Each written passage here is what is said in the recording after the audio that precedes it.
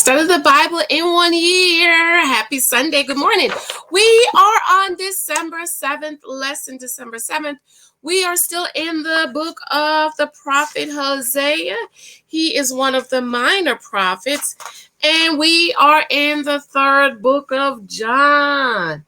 I hope that you are enjoying the book of Hosea and the book of John.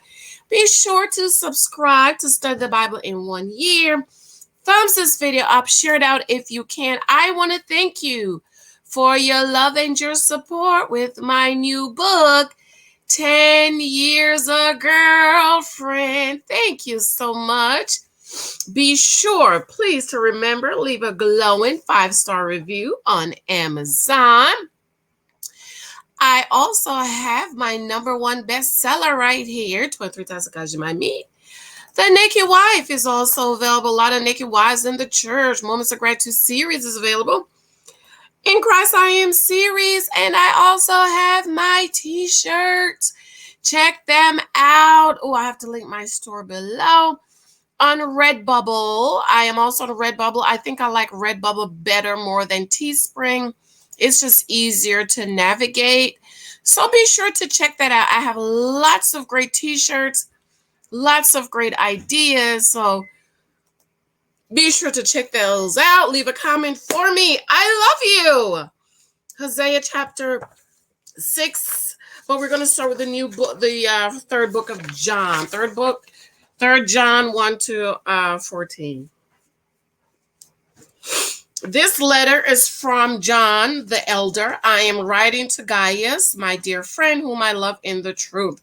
Dear friend, I hope all is well with you and that you are as healthy in body as you are strong in spirit. Some of the traveling teachers recently returned and made me very happy by telling me about your faithfulness and that you are living according to the truth. I could have no greater joy than to hear that my children are following the truth. Verse 5 of 3 John, dear friend, you are being faithful to God when you care for the traveling teachers who pass through, even though they are strangers to you. Now, I want y'all to understand, beloved, this is not for our day and time, okay? Unless this is somebody you know. Okay, you put the saints up in the hotel, okay? They have told the church here of your loving friendship. Please continue providing for such teachers in a manner that pleases God, for they are traveling for the Lord and they accept nothing from people who are not believers. So we ourselves should support them so that we can be their partners as they teach the truth. I wrote to the church about this, but Diotrephes, who loves to be the leader, refuses to have anything to do with us. When I come, I will report some of the things he is doing and the evil accusation he is making against us. So sound like there was some discourse going on in the church. Ooh, discourse in the church. Not only does he refuse to welcome the traveling teachers, he also tells others not to help them. And when they do help, he puts them out of the church. Dear friend, don't let this bad example influence you. Follow only what is good. Remember that those who do good prove that they are God's children, and those who do evil prove that they do not know God. Everyone speaks highly of Demetrius, as does the teacher, does the truth himself. We ourselves can say the same for you, and you know we speak the truth. I have much more to say to you, but I don't want to write it with a pen and ink, for I hope to see you soon, and then we will talk of it. So for those of you who don't understand, in the Bible days, the apostles, the Apostle Paul, John, Mark, Peter would write letters to the church. So this is what these are like. If you read the Apostle Paul letters, you'll see he say, "Oh faithful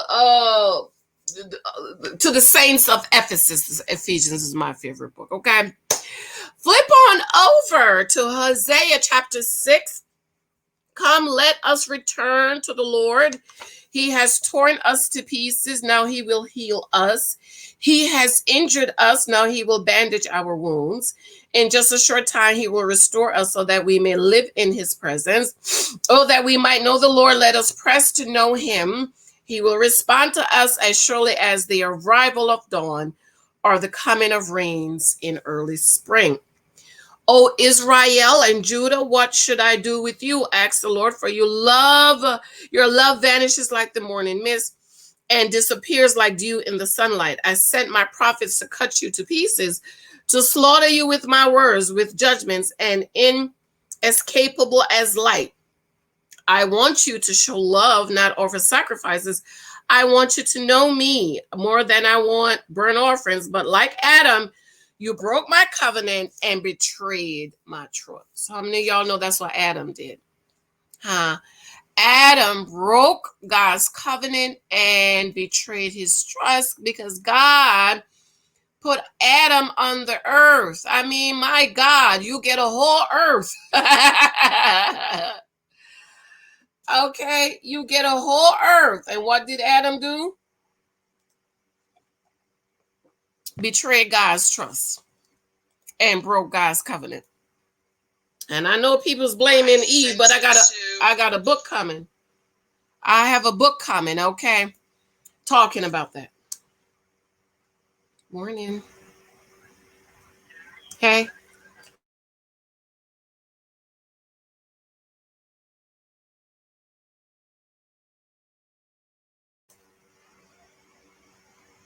My pastries are being dropped off because they only dropped half off yesterday, okay?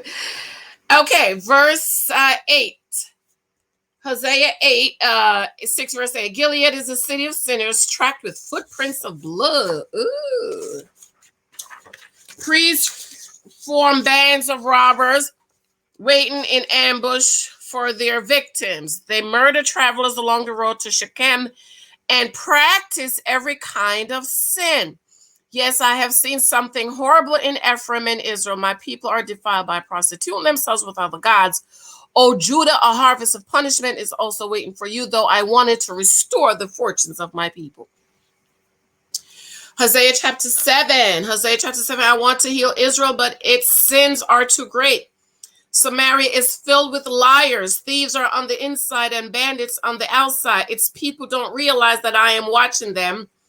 Their sinful deeds are all around them, and I see them all. The people entertain the king with their wickedness, and the princes laugh at their lies. They are all adulterers, always aflame with lust. They are like an oven that is kept hot while the baker is kneading the dough.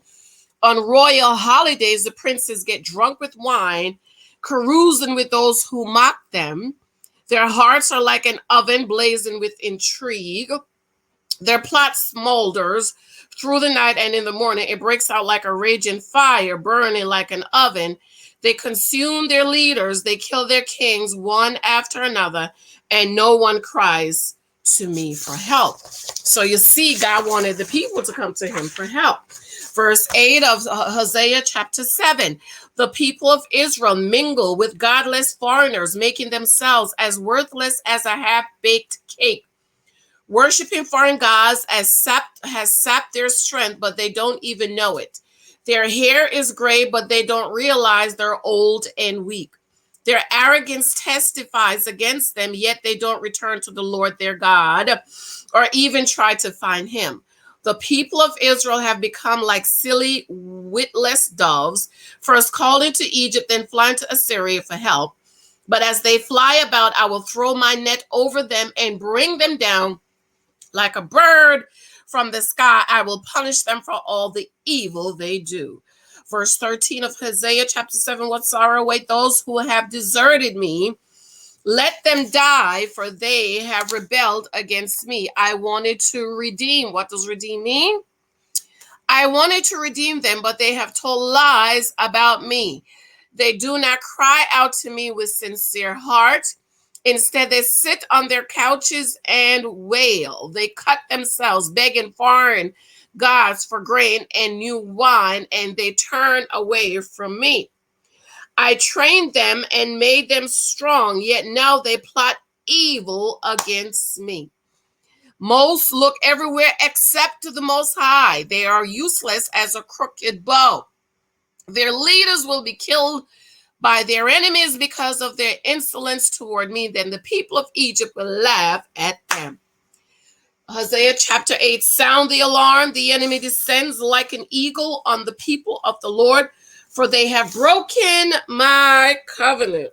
Broken God's covenant. And revolted against my law. Now Israel pleads with me, help us, for you are our God. But it is too late. The people of Israel have rejected what is good, and now their enemies will chase after them. The people have appointed kings without my consent and princes without my approval. By making idols for themselves from their silver and gold, they have brought about their own destruction. O Samaria, I reject this calf, this idol you have made. My fury burns against you. My fury burns against you. How long will you be incapable of innocence? This calf you worship, O Israel, was crafted by your own hands. It is not God. Therefore, it must be smashed to bits. They have planted the wind and will harvest the whirlwind. Their stalks of grain wither and produce nothing to eat. And even if there is grain, foreigners will eat it. The people of Israel have swallowed up. They lie among the nations like an old discarded pot, like a wild donkey looking for a mate. They have gone up to Assyria. The people of Israel have sold themselves to many lovers. But though they have sold themselves to many allies, I will now gather them together for judgment. Then they will wreath under the burden of the great king. Israel has built many altars to take away sin, but these very altars become places for sinning. Ooh, Lord. Even though I gave them all my laws. So they can't say they didn't know, because God gave all his laws. They act as if those laws don't apply to them. The people love to offer sacrifices to me, feasting on meat, but I do not accept their sacrifices. I will hold my people accountable for their sins, and I will punish them. They will return to Egypt. Israel has forgotten its maker and built great palaces, and Judah has fortified its cities.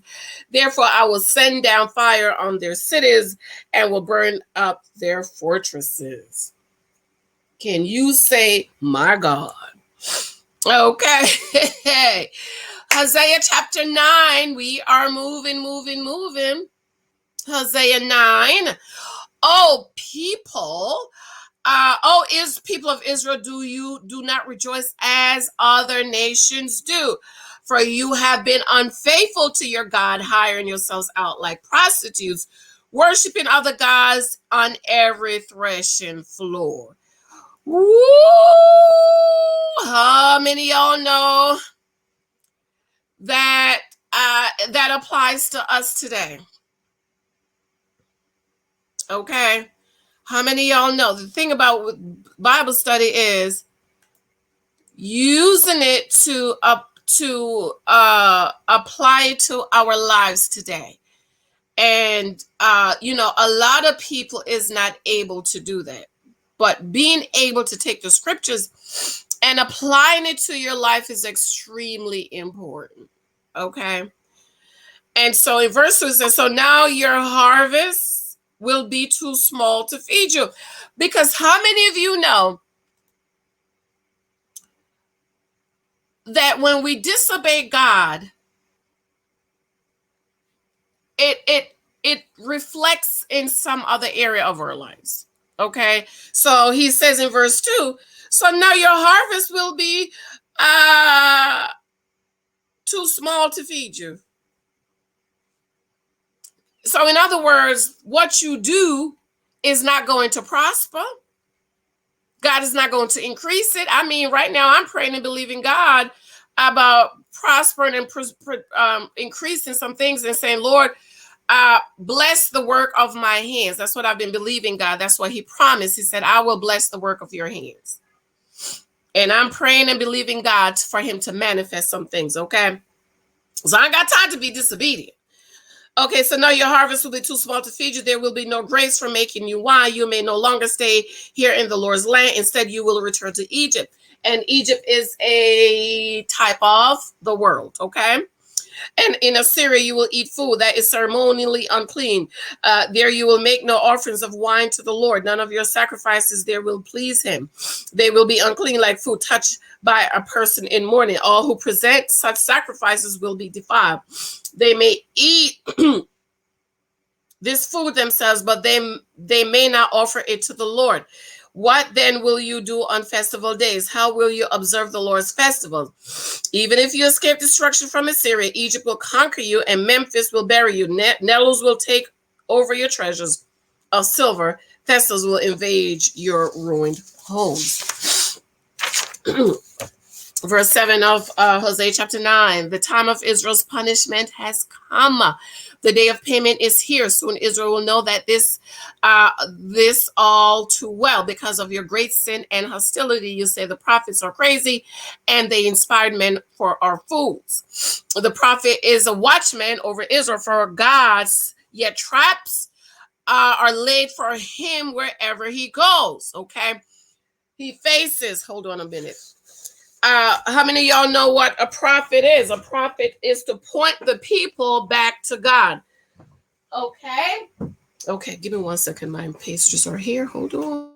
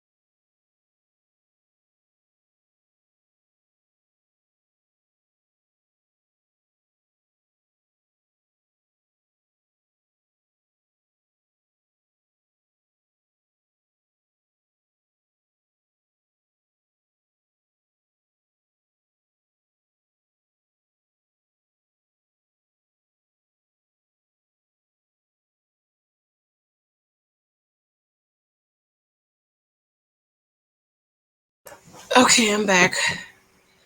Sorry, guys. Okay. They're calling the prophets of the Lord fools. This is Hosea chapter 9, verse 8.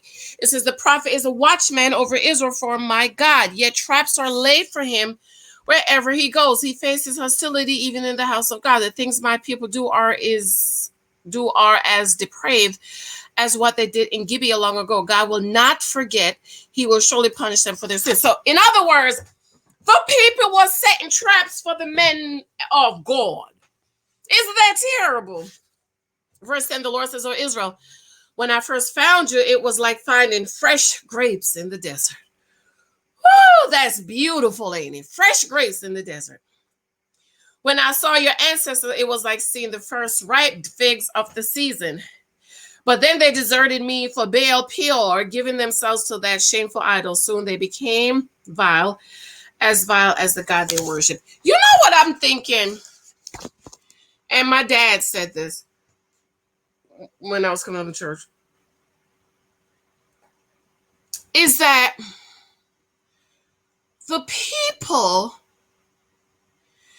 it's like they wanted somebody they could see. Okay.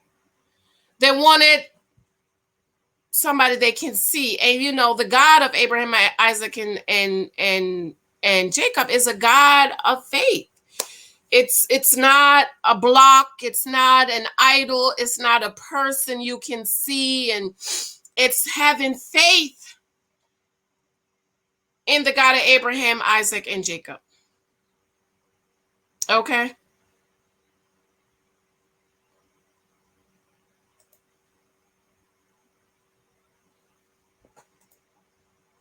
It's having faith in the God of Abraham, Isaac, and Jacob. It's not something you can see or touch or feel. And that's why I always had a problem with talking about Jesus holding me at night. I don't need no husband because Jesus, it was a lie. You is a lie. You is a lie. Okay? And so I feel like my dad said the people, they always wanted something.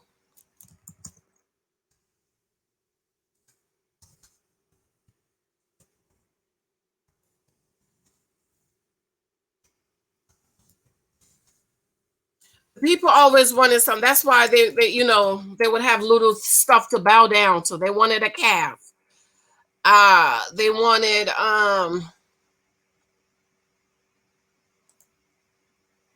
something that looked like human. And that's why I say, God is not made with human hands. And so for us today, we might not bow down to our cars, but how many of y'all know there's people that worship their cars? Okay. Verse 11, Hosea 9:11, the glorious Israel will fly away like a bird, for your children will not be born or grow in the womb or even be conceived. My God. Even if you do have children, they will grow up. I will take them from you. It will be a terrible day when I turn away and leave you alone. I have watched Israel become as beautiful as Tyre, but now Israel will bring out your children for slaughter. Have mercy. Oh Lord, what should I request for your people? I will ask for wombs that don't give birth and breasts that give no milk. The Lord says all their wickedness began at Gilgal. There I began to hate them. I will drive them from my land because of their evil actions. I will love them no more because all their leaders are rebels. The people of Israel are struck down. Their roots are dried up and they will bear no more fruit. And if they give birth, I will slaughter their beloved children. That's terrible, ain't it? My God will reject the people of Israel because they will not listen or obey. They will be wanderers, homeless among the nations.